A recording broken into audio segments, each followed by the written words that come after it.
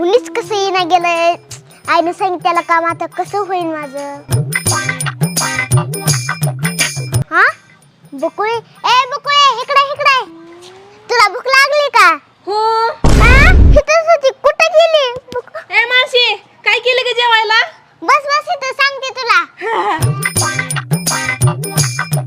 आज तर मस्त पोट भरून जेवण कर. Yummy yummy. धर. थँक्यू मावशी. Welcome welcome.